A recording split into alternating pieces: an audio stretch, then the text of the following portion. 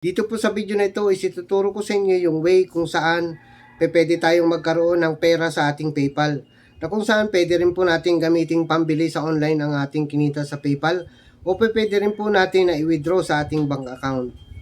At ang kagandahan po dito is wala tayong i-invest na pera. At ang kailangan lamang po natin is isang internet na stable.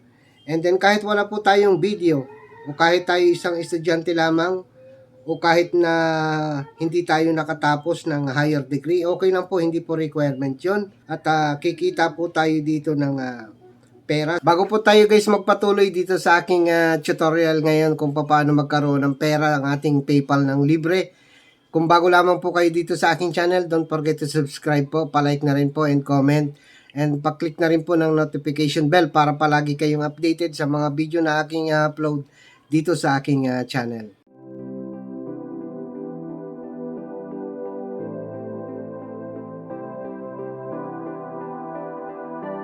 Let us assume po na meron na kayong PayPal. Kung wala pa naman po, pwede po kayong mag-create. Napakadali lamang po mag-create ng PayPal account. And then, ang kailangan nyo pong gawin dyan kapag nakapag-create na po kayo is kailangan nyo pong i-verify para po ma-lift yung limit. Kung napapansin nyo po, itong PayPal account ko is wala pong limit na siya. Although, pwede ko pa pong mas pataasin itong transaction ko dito kung kapag ini-attach ko yung aking bank account dito. Sa pag-verify po ng PayPal account, kailangan nyo po ng debit card or credit card at pwede rin naman po ang Mastercard ng GCash. Kailangan po nating i-verify ang account natin para hindi po siya maging limitado ang kakayahan. Kasi kapag hindi po verified, hindi po tayo makakapag-withdraw ng ating kinita dito sa PayPal. So, kailangan po talaga nating i-verify ito.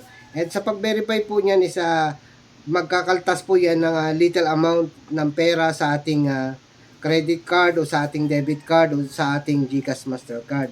Pero ibabalik naman po yun after na ma-verify po ang inyong account sa unang transaction po. So, ito pong dalawang website nito is pwede po tayong kumita dito, no?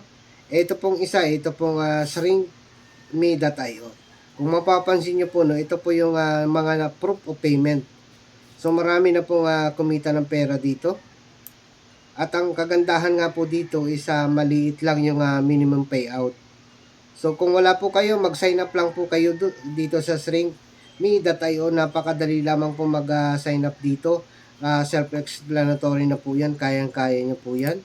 And then ang kagandahan nga po dito, marami pong option para makuha nyo po yung payment. Pwedeng PayPal, Payer, RTM. So pwede rin pong bank transfer. At ang kagandahan po dito is $5 lang po ang minimum withdrawal kapag PayPal po ang ginamit nyo o yung mga online. At kapag naman po sa bank transfer, kailangan po ay $20 ang inyong naging earnings bago nyo po ito mapa-bank transfer. Ito naman po yung isang website, linkvertise.com. So dito rin po, ito po ay legit din po ito at nagbabayad po talaga. At ang kagandahan po dito is allowed po ito rin sa YT, no? So ito po, susuriin po natin, kakakatuklas ko rin lamang po nitong website na ito, no? Ito po yung bago kong nakita. Although marami na pong kumita dito at kagandahan nga po nito is alternative ito ng AdFly o ng Linkbox. So sa Linkbox po dati ako kasali dyan at nagkikita rin po ako dyan.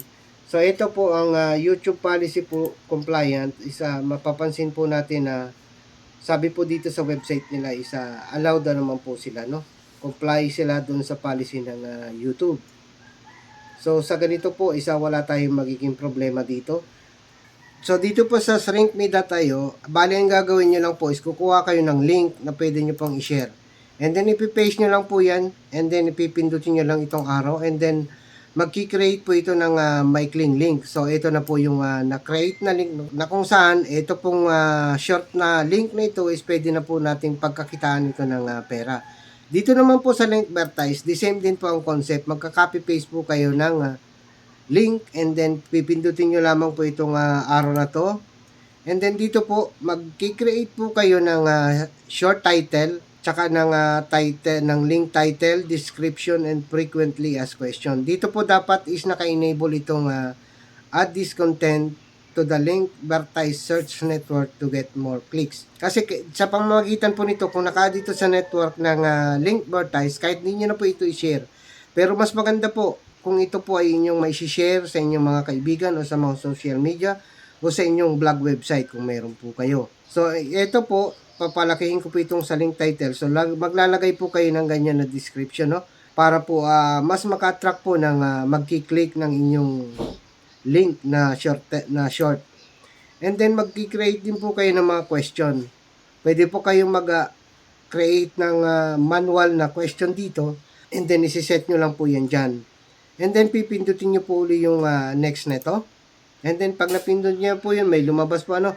Ito po yung mga advertisement na pwede nyo pong i-enable. So sa akin po, i-enable ko po lahat yan. And then i-click lamang po natin yung next. So dito po may dalawang option. Pwede pong i-share mo lang is itong direct link. And pwede rin naman po na ma-share mo yung buong profile mo. So sa akin po, ito na lang yung i-share ko, i-copy ko, and then pipindutin lamang po yung done.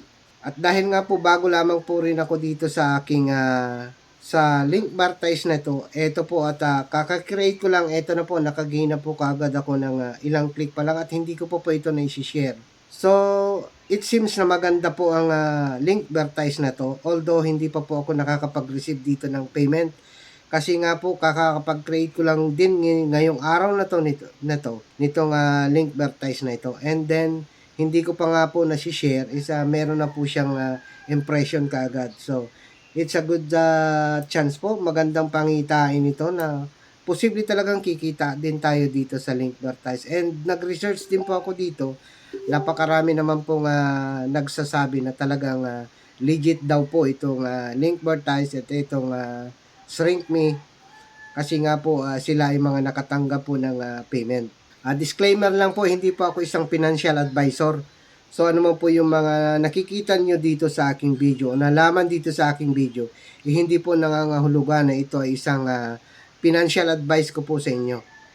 Dahil ako po ay hindi isang financial advisor. Ito po, ang video na to is for educational purposes only.